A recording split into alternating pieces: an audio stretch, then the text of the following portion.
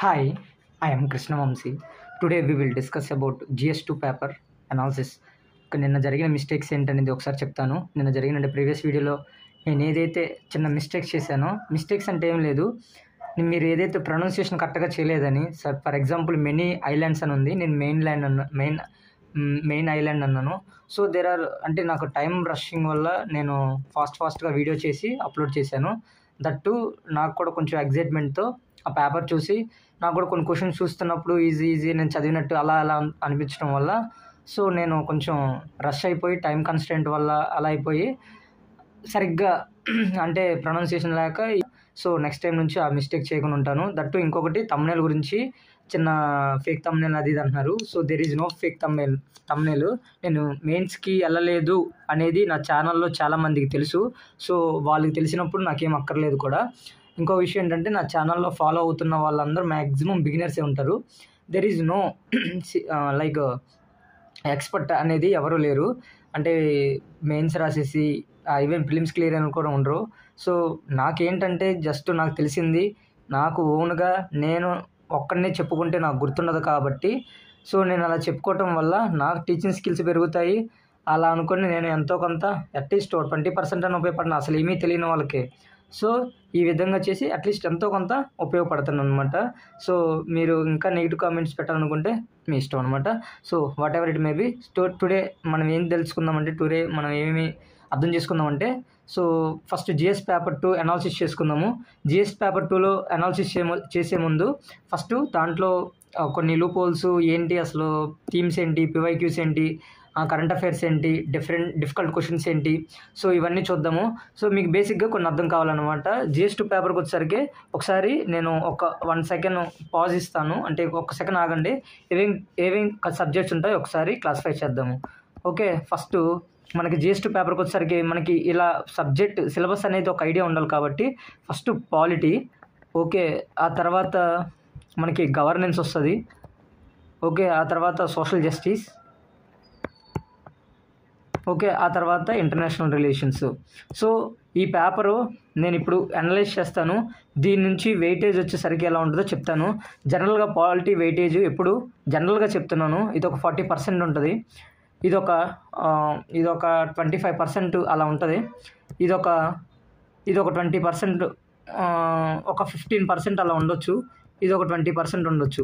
అంటే చూడండి 40, 60, 85, 15 ఓకే సరిపోయింది. సో జనరల్గా పాలిటీ ఎక్కువ వెయిటేజ్ ఉంటుంది, పాలిటీ జనరల్గా వెయిటేజ్ ఎక్కువ ఉంటుంది, ఒక 40% వేసుకోవచ్చు. గవర్నెన్స్ ఒక 25% వేసుకోవచ్చు, సోషల్ జస్టిస్ ఒక 15% వేసుకోవచ్చు, ఐఆర్ ఒక 20%. జనరల్గా 4 to 5 క్వశ్చన్స్ అడుగుతాడు. సో ఇప్పుడు అలా వచ్చిందా రాలేదు మనం చెక్ చేద్దాము. సో పేపరు ఒకసారి వెళ్దాం. ఇది నిన్నటి పేపర్ కాబట్టి GS1 paper, okay, GS2, okay. Discuss corrupt practices for the purpose of RPA Act 1951, analyse whether increase in the assets of the legislatures or their associations. Okay, జనరల్గా ఈ question ఏంటంటే corrupt practice గురించి అడుగుతున్నాడు. Corrupt practice అంటే RPA ఉంటుంది, RPA act ఉంటుంది, అంటే regarding disqualifications of members, disqualifications of candidates. Okay, దానికి సంబంధించి అనలైజ్ చేయమన్నాడు. Whether increase in the assets of legislatures and or their associations and disproportionate to their sources of income. So బేసికల్గా ఏంటంటే office of profit కాకుండా అంటే assets corrupt practices ఉంటాయి. Like for example రీసెంట్గా EDC జరిగినప్పుడు చాలా వరకు పొలిటికల్గా మిస్యూజ్ అయినాయి. ఆల్మోస్ట్ 5,000 ఈడీసీ చేస్తే దాంట్లో 400 మాత్రమే కన్విక్షన్ అయ్యాయి. సో ఈ రకంగా అంటే రీసెంట్ టైమ్స్లో కరప్షన్ ఎక్కువగా జరుగుతుంది, కరప్ట్ ప్రాక్టీస్ ఎక్కువగా జరుగుతుంది. సో దాని రిలేటెడ్ సంబంధించి సోర్స్ ఆఫ్ ఇన్కమ్ అని, okay, some consequence of corrupt practice అని. సో ఎనీ అదర్ వే మనకి కాన్సెప్ట్ ఏంటనేది నేను క్వశ్చన్ ఆన్సర్ చదివితే టైం సరిపోదు అనమాట, 20 క్వశ్చన్లు ఉన్నాయి కాబట్టి. సో జనరల్గా చెప్తున్నాను, కరప్ట్ ప్రాక్టీస్ అంటే ఇది RPA ఉంటుంది. RPA సంబంధించి దీంట్లో డిస్క్వాలిఫికేషన్స్ ఆఫ్ క్యాండిడేట్స్ ఉంటుంది, అంటే కరప్ట్ ప్రాక్టీస్ చేయడం వల్ల క్రిమినల్ అఫెన్స్ కింద వస్తుంది. So their assets, source of income అనేది కొంచెం క్వశ్చన్ చదివితే అనలైజ్ చేయమన్నాడు కాబట్టి దాన్ని చేసుకోవచ్చు. అంటే మనకి ఇక్కడ థీమ్ ఏంటి, corrupt practices. Next comment on the need of administrative tribunals. So administrative tribunals ఉంటాయి, క్యాట్ ఉంటుంది, అంటే ఇది adjudication of some like group A officers ఉంటారు కదా, సివిల్ సర్వీస్ వాళ్ళందరికీ అడ్జుడికేషన్ అనమాట. సో జనరల్గా ఇది ఏంటంటే రీసెంట్గా ఇది ఇండిపెండెంట్ బాడీగా ఉండేది. జనరల్గా ఇది ఇండిపెండెంటే, బట్ రీసెంట్ టైమ్స్లో ఎక్కువగా ఎగ్జిక్యూటివ్ ఇన్వాల్వ్ అవుతుంది. ఇది most frequent in the news అనమాట. సో అందుకే ఇచ్చుంటాడు. Next, compare and contrast president's power to the pardon in India and USA. అసలు ఇది ఎక్స్పెక్ట్ చేయలేరు అనమాట ఎవరు. జనరల్గా యూఎస్ఏకి పారడాన్కి అడుగుతాడని ఎక్స్పెక్ట్ చేయలేదు. జనరల్గా మనకి ఫర్ ఎగ్జాంపుల్ ఈక్వాలిటీ అని ఉంటుంది. ఈక్వాలిటీ ఇండియా వర్సెస్ యూఎస్ఏ అని అడుగుతాడు. ఓకే, లేదంటే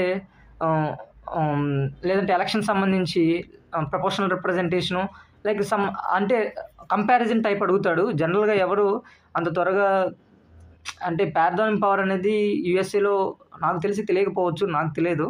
బట్ ఇది ఆర్టికల్ 72 కింద వస్తుంది. ఓకే, సో ఇది పారడాన్ పవర్స్ అంటే కొన్ని ఉంటాయి, 4 ఉంటాయి, 5 అనుకుంటా, ఎగ్జాక్ట్గా నాకు గుర్తులేదు. Some revision I need. Okay, pardon power article 72. Okay, దానికి సంబంధించి ఓకే ఇది కావాలి. Are there any limits to the both countries. Okay, మనకి అంత ఐడియా లేదు నాకు. అసలు పారడాన్ పవర్ యూఎస్ఏ గురించి తెలియదు, ఇండియా గురించి ఐడియా ఉంది. Okay, discuss the nature of Jammu and Kashmir legislative assembly after the Jammu and Kashmir reorganisation act. Okay, present Jammu Kashmir UT కింద ఉంది. సో ప్రజెంట్ ఇది ఫ్రీక్వెంట్లీగా మనకి న్యూస్లో ఉంది. సో దాని క్వశ్చన్ ఇస్తాడు. Attorney general article 76. ఓకే, ఇది ఆల్రెడీ నేను నోట్స్ కూడా చేసుకున్నాను, ఎందుకంటే లాస్ట్ టైం న్యూస్లో ఉందన్నమాట ఇది. ఓకే, అంటే attorney general of India article 76. Okay, అతను సమ్ ఇమ్యూనిటీస్ ఉంటాయి. సో అతను రోల్ ఏంటి, ఫంక్షన్ ఏంటి, తర్వాత ప్రజెంట్ ఇష్యూస్ ఏంటి, ఇవన్నీ జనరల్గా నేను లాస్ట్ ఇయర్ కరెంట్ అఫైర్స్లో చూశాను, నోట్స్ కూడా రాసుకున్నాను దీని నుంచి. So next, women's social capital అంటే ఏంటి, వాళ్ళు సోషల్ క్యాపిటల్ అంటే ప్రజెంట్ జనరల్గా హ్యూమన్ క్యాపిటల్ అంటే ఏంటి, ఎడ్యుకేషను, తర్వాత హెల్త్, దీస్ ఆర్ సమ్. ఇప్పుడు ఇవన్నీ ఉంటేనే కదా సోషల్ క్యాపిటల్ కూడా వచ్చేది. అంటే సోషల్ క్యాపిటల్ అంటే equality. Okay, humans equality, human empowerment, gender justice అనుకోండి. పోనీ ఒక మాటలో జెండర్ జస్టిస్ కోసం ఈ క్వశ్చన్ అడిగాడు. సో ఫ్రీక్వెంట్గా ఎప్పుడు న్యూస్లో ఉంటుంది. రీసెంట్గా రిపోర్ట్స్ జెండర్ ఇండెక్స్ రిపోర్ట్ అనుకుంటా, జెండర్ గ్యాప్ ఇండెక్స్ రిపోర్టు, దాని నుంచి కూడా ర్యాంకింగ్స్ ఉన్నాయి. సో అందువల్ల ఇచ్చి ఉంటాడు. నెక్స్ట్, ఈ governance projects have built in bias towards technology and back and integration then user centric designs. So some loopholes అడుగుతున్నాడు, ఇష్యూస్ అడుగుతున్నాడు. సో జనరల్గా మనకి ఈ గవర్నెన్స్లో ఏమేమి ఉంటాయంటే జనరల్గా గవర్నమెంట్ ఉంటుంది, గవర్నమెంట్ టు సిటిజన్ ఉంటుంది, గవర్నమెంట్ టు ఎంప్లాయ్ ఉంటుంది,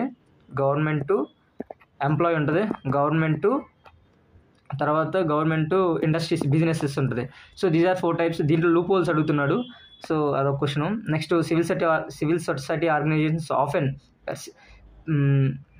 perceived as being anti-state actors than non-state actors. Some issues అడుగుతున్నారు civil society organisations, CSO.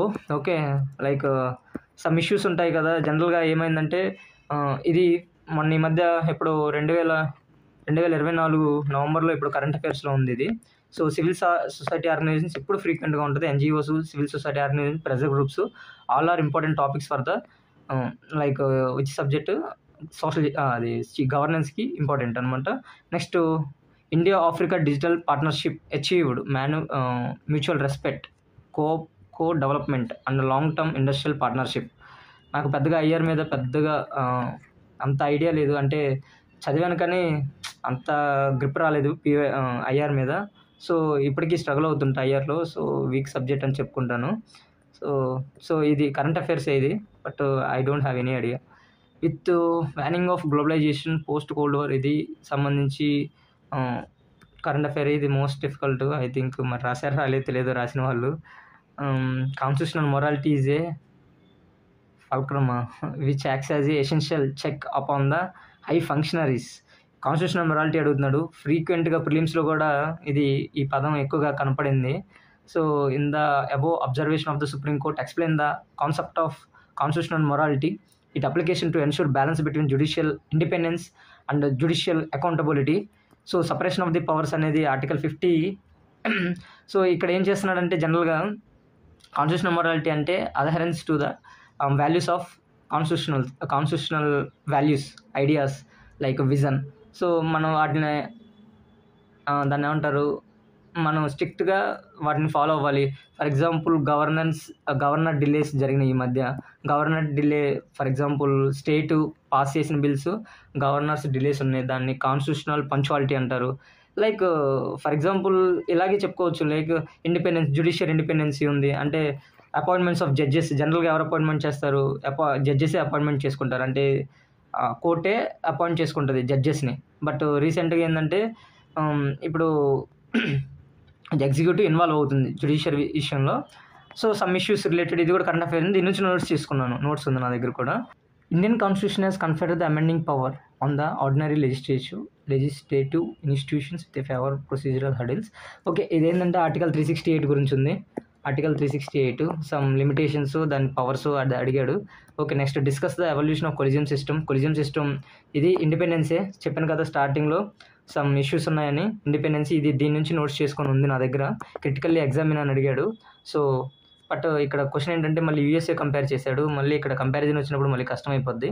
So next examine the evolving pattern of centre state financial relations in the context of planet development in India. How far you have recent reforms impacted the physical federalism. Okay, జనరల్గా ఇది physical federalism గురించి అడుగుతున్నాడు. So state autonomy దెబ్బతింటుందని జనరల్గా ఇది ఫ్రీక్వెంట్గా న్యూస్లో ఉంది, ఇది కూడా న్యూస్లోనే ఉంది. So environmental pressure groups, okay, like ఉంది నర్మదా బచావో ఆందోళన, సమ్ ఎన్విరాన్మెంట్ మూవ్మెంట్స్ జరిగినాయి కదా, వాటిలో రోల్ ఏంటి అని అడిగాడు. సో రాయొచ్చు. Inequality in the ownership of pattern of resources is one of the major causes of poverty. Inequality గురించి అడుగుతున్నాడు. అంటే article 390B, article 39B, article 39C, prevention of concentration of wealth and equitable distribution of resources. దీనికి సంబంధించి question వేశాడు. Paradox of poverty some attempt చేయగలుగుతాము. In contemporary development models, decision making and problem solving responsibilities are not located close to the source of information and execution defeating the objective of development. I couldn't understand. In temporary development models, decision making, problem solving responsibilities are not located closer to the source of information, execution defeating the objective of development. I think is Citizens Charter anukunta.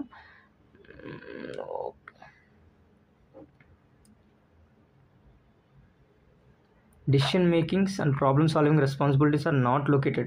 Too much application based this question. I think time less ga undi, so later maybe better. National Commission for Protection of Child Rights, okay, CPCR idi ఒకటి to address challenges faced by children in digital era. రీసెంట్గా POCSO ఒకటి చాలా ఫ్రీక్వెంట్గా ఉంది. Okay, దానికి సంబంధించి digital rights అన్నారు కదా, దీనికి నాకు తెలిసి పోక్సో గురించి రిలవెంట్గా తీసుకొని క్వశ్చన్ వేసి ఉంటాడు అనుకుంటున్నాను. పోక్సో రీసెంట్గా వెరీ ఫేమస్లో ఉంది.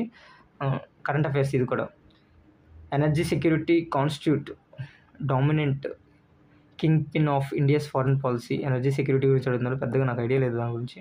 ఎనర్జీ సెక్యూరిటీ అంటే సమ్ న్యూక్లియర్ పవర్, కోలు సంబంధించి నాన్ రిన్యూబుల్ ఎనర్జీ సోర్సెస్ గురించి, సమ్ ఫారెన్ పాలసీ గురించి అడుగుతున్నాడు. సో రిఫార్మ్స్ ప్రాసెస్ ఇది అసలు దాన్ని ఏమంటారు, current affairs too much current affair ఇక్కడ ఉంది.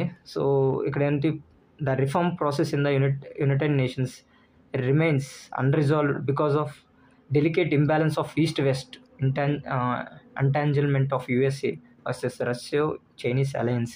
సో సమ్ యుఎన్ రిఫార్మ్స్ ఉన్నాయి. సో దానికి సంబంధించి కరెంట్ అఫైర్ ఇది కూడా. సో అది టోటల్గా 20 క్వశ్చన్స్ కదా. 20 క్వశ్చన్స్లో మీకు ఏమనిపించినాయి చెప్పండి. ఇప్పుడు థీమ్ అని మనం ఏం చెప్పుకోవచ్చు, నేను చెప్తున్నాను జస్ట్ మై ఓన్ ఆఫ్ నా ఎక్స్పీరియన్స్, నేను చదువుకున్న దాన్ని బట్టి నాకు థీమ్ అనిపించింది ఏంటంటే, జనరల్గా ఇప్పుడు పాలిటిక్ వద్దాము. పాలిటిక్ వచ్చేసరికి కరెంట్ అఫైర్స్లో అటర్నరీ జనరల్ ఎప్పుడూ ఫేమస్లో ఉంటుంది. బట్ దాన్ని ఏమంటారు, ప్యారనింగ్ పవర్ ఆఫ్ గవర్నర్ అది విత్ కంపారిజన్ యూఎస్ఏ అనేది నాకు ఐ డోంట్ నో అనమాట. ఇంకేం క్వశ్చన్స్ ఉన్నాయి. తర్వాత cat administrative tribunals, central administrative cat సంబంధించి ట్రిబ్యునల్స్, అవి ఏవైనా కావచ్చు tribunals, some central tribunals. Okay, next ఇంకేం క్వశ్చన్స్ ఉన్నాయి పాలిటిక్స్ సంబంధించి. ఎలక్షన్స్ ఫ్రీక్వెంట్గా న్యూస్లో ఉంది. Elections like disqualifications disqualifications and తర్వాత వాళ్ళ కరప్షన్. ఓకే, ఈడీ ఒకటి ఈ మిస్యూజ్ అవుతుందని ఈడీ చాలా, అంటే ఎందుకు కనెక్ట్ చేశానంటే ఈడీ ఒకటి రీసెంట్గా కన్విక్టెడ్ రేట్ చాలా తక్కువ ఉంది, చేసే రైట్స్ పొలిటికల్గా మిస్యూజ్ అవుతుందని. ఇంకేం క్వశ్చన్స్ ఉన్నాయి, కాన్స్టిట్యూషనల్ మొరాలిటీ అని, కాన్స్టిట్యూషనల్ మొరాలిటీ చాలా ఇంపార్టెంట్. తర్వాత ఆ తర్వాత ఉమెన్ ఎంపవర్మెంట్ అని, very important women empowerment, e governance అని. తర్వాత అసలు ఇది కరెంట్ అఫేర్, మనం చెప్పుకోలేము అది వస్తుందో రాదు అని కూడా. నెక్స్ట్ ఏముంది, కాన్స్టిట్యూషన్ ఇది చేసాము. ఓకే, సో మొత్తానికి అది. సో మీకు ఇంకేమైనా డౌట్స్ ఉంటే కామెంట్ సెక్షన్లో అడిగింది. నాకు తెలిసిందే ఎక్స్పీరియన్స్, నేను కూడా మొదటగా ఇప్పుడే చూసి అనలైజ్ చేశాను. నాకు కూడా పెద్దగా నేను కూడా దీనికంటే ముందు వీడియో చేయకముందు ఏం లేదు, ఇప్పుడు రెండు కలిసి వస్తాయి. వీడియోలో నాతో పాటే నేను నా అందరికి నేను అనలైజ్ చేసుకుంటున్నాను తెలుస్తుంది, మీకు కూడా ఎలా అనలైజ్ చేసుకుంటున్నాను అనేది ఒక అర్థమయ్యేలా చెప్తున్నాను అంతే.